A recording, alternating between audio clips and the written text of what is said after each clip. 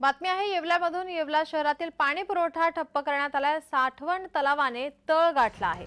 येवला शहराला पाणी पुरवठा करणारा टप्पा क्रमांक 2 साठवण तलावाचा हा कोरडा ठाक झालाय। येवला शहराचा पाणी पुरवठा संपूर्णपणे ठप्प झालाय। सध्या शहरावर पाण्याचे मोठे संकट हे भेडसावत आहे।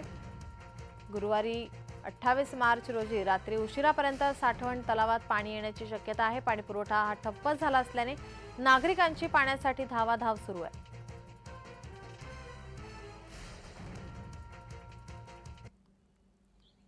येवला शहरातला साठवण तलाव हा कोरडा ठाक पडलेला आहे। तरी येवला शहराला 8 ते 10 दिवस आड पाणी येत आहे। तरी लहान मुलांची तब्येती बिघडत आहे। पाणी बी घाण येत आहे।